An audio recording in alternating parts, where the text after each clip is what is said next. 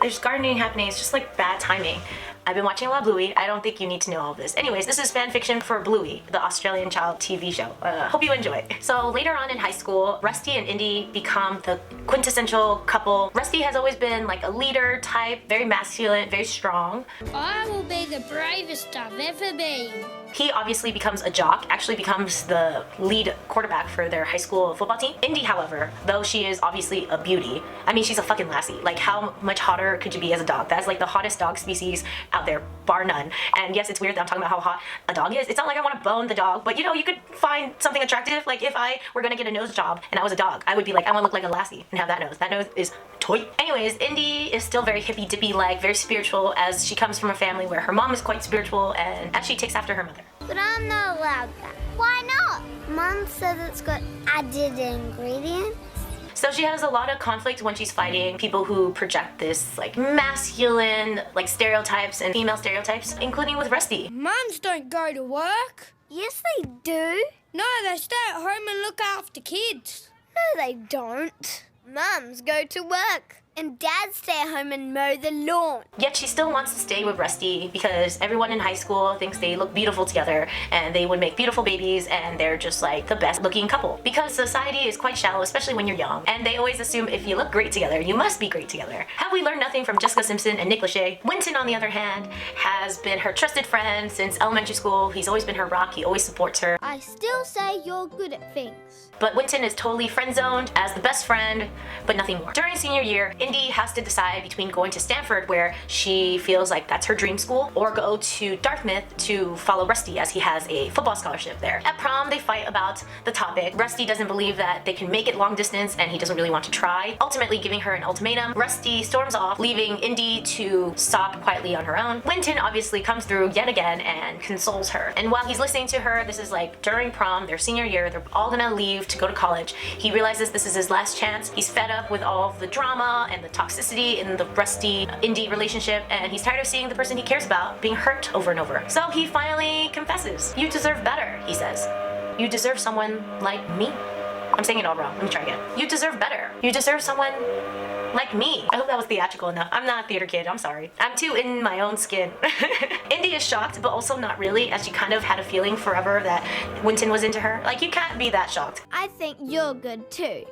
Aw, that's nice. She pauses to process everything, but ultimately recommits to Rusty and chooses to go to Dartmouth, ultimately giving up her dream college and leaving Winton heartbroken. Winton decides to lose all contact with Indy until he feels like he is worthy of her love. Years later, while Indy eventually ends up marrying and having children with Rusty, they fight about the same stereotypes. This is not how mums and dads behave. Indy isn't playing properly. No, Rusty's not playing properly. That she still now feels confined to today. While Indy loves being a stay-at-home mom and loves taking care of her children, sometimes she feels like she has missed out and she wished she had pursued her aspirations in her career. Again, I'm so sorry. I don't know what to do. It's less noisy out here. It's still noisy, but less noisy. Alright, let's continue. At their 10-year reunion, Winton comes up to Indy and Rusty, but Indy at first doesn't recognize him. Winton's much more built, taller, and a lot more confident than Indy remembered. I told you Winton had a kind heart. Yet they still have that friendly chemistry they had back in the day. Indy starts to feel something that she never felt for Winton before. She's starting to find him attractive. Then a beautiful dog comes along and puts her hand on Winton's waist. Are you gonna introduce me to your friends? She teased Winton. Winton blushes and introduces Cody, who's his wife and partner in his company. Indy feels upset, even jealous, while watching Winton hold Cody so effortlessly. Rusty breaks the awkward silence and asks, so how did you guys meet? Cody laughs and retells their love story. They met in college and were friends for a couple of years. I always had a crush on Winton, but Winton seemed to have his attention somewhere else, or he was always working on himself. He always had wacky ideas to put out in the world, and I always encouraged him to do so. After a couple years of being friends, I finally got the courage to confess how I truly felt, and Winton was shocked. He didn't even know. He asked if he could take a couple of days to think about what to do and get back to me. It was the longest couple of days of my life. When he came back, he asked me, why do you even like me? And I said, I knew you had a great heart, and that I saw a lot in you that you didn't see. I thought you could be special. He contemplated this for a minute, and then he asked me out to dinner that night. Years later, we have one kid and a multi-million-dollar company, and I couldn't be happier. As they ended the night, Winton had a chance to see Indy alone and said, I think of you a lot. It's really good seeing you, and I hope you're happy. Indy was shocked, but she didn't want to lose face, so she said, of course I'm happy. It looks like you're living it up. I'm very proud of you, Winton. On the ride home, Indy couldn't stop thinking about what her life would have been if she chose to be with Winton that night of the prom. What would her career and her family look like? Could she have been happier with Winton? She'll never know. Analysis. I think we always want to see the perfect couple. The jock with the cheerleader, the singer with the musician, the actor with the actress. But life isn't all about titles. It's not about what we do. It's not about what clubs we're in. It's not about any of that. And we shouldn't be together because we look good together. There's so much more to a person than what they look like or what they do for a living. My other issue with love is always so much focus on chemistry. Oh my god, chemistry is amazing, but can also be very toxic. What if you had an abusive parent? And of course, sparks flies with the bad boy that is willing to abuse you. Sometimes it's better to look at potential partners as someone that could help you become the best version of yourself, while also seeing your limitations in a softer light. Maybe you should consider going for the nice guy. I mean, yeah, he's a little bit more boring, but in the end, if he supports you and helps you become the best version of yourself, I think it's a better deal. And plus, like, you don't want someone that's gonna be fighting with you all the time anyways, or beating you up. Like, all those things are bad just because you have sparks with this guy. Fuck that guy. I sometimes think we put too much emphasis on the romance of it all. Maybe we should put some emphasis on finding a partner that would be your best friend, you know, and that like supports you in your career endeavors, like being a YouTuber. I also decided to add another character, Cody, into the mix because I didn't want Winton to be hung up on Indy for all those years. I wanted to show that what Winton wanted from Indy, he could actually find in someone else that is actually a better fit for him. We might romanticize the person we're with a lot of the time. Like, I still think about some guys I dated before in the past and like what it could have been like, but what I was looking for in that guy, the guy that I think about in the past, is what I kind of already have with my husband. You know, like, I found someone else that can provide even a better fit, even if it's not as sparky, even if it's not as romantic or chemistry like, or like will they, won't they, will they, won't they. It's less dramatic and more consistent, and I think we don't put enough emphasis on consistency or support or feeling like not crazy.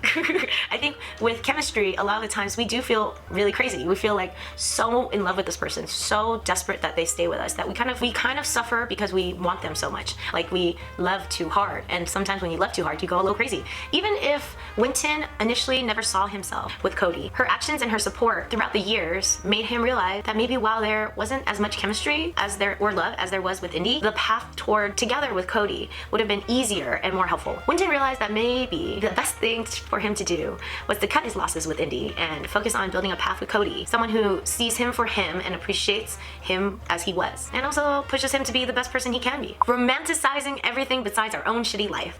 With Indy, I feel a lot of people regret parts of their partner. The grass is always greener on the other side. You're never gonna find someone that's perfect. Everyone has their flaws. Is it helpful for Indy to romanticize what would have been if she went with Winton? Probably not, because she didn't, and that's all that matters. That she didn't go with Winton, that she chose this path with Rusty, that she stayed with Rusty for all these years. Instead, it might be better to look at what she can do with her current life now, as it is. While Rusty isn't the perfect partner, I mean, everyone has their problems, no one ever is, I think Indy's path now to a better life is to accept that Rusty has his flaws, find a way to acknowledge her yearning for more, and hopefully take the courageous leap to make moves in that direction, with Rusty's support or without it. Brene Brown talks a lot about either fitting in or belonging. You can either fit in anywhere by losing parts of your authentic self, or you can decide to be authentic and belong in only a few places, only in one place maybe. So you basically have a choice to make. Sometimes I'm more authentic than and I'm really proud of that, even though it's really excruciating because people don't like it sometimes. And sometimes I'm fucking trying to fit in because I'd rather fit in because you're scared of losing people. No, you're always gonna choose a path, and you're not gonna choose the same path every time, but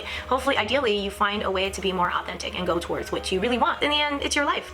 So Indy is at a crossroads. She can swallow her dreams and aspirations, or she can address her wants and needs. And whether Rusty supports her or not, she can move forward in that direction. That's the thing about being authentic and listening to your inner voice, is that sometimes you're not gonna see eye to eye with everyone. Most of the times you don't see eye to eye with everyone. Or even worse, you have to sever ties with some people. And all that can be very scary. But once you find the right tribe and the right people, and once they see that you're trying to be authentic, sometimes people support you either way. They might not agree with you, they might not like what you're doing, and it might be hard on them. It's always hard to make the leap. But I think once you find the right tribe, the right connections, even if it's not all the time, you have a better quality of life. And your connection to these people are stronger than it would have been with these people that you were just trying to fit in with. So that is my little tidbit for Indy. And this is the most satisfying. I know I made a Bluey episode with Bluey, Mackenzie, and Jean-Luc, but I did not feel as passionately about that story as I do about this one, because this one really resonates with me. I feel like sometimes I am in the past where I think about all the cool people, I think about being popular, I think about fitting in, I feel like I have a social exclusion trap. If you guys don't know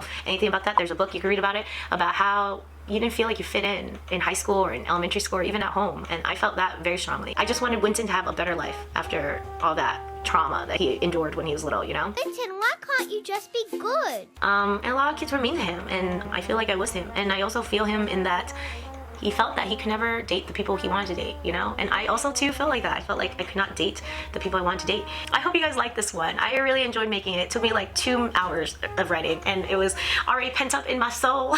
Please like, comment, subscribe. I will see you next time. Bye. Mwah.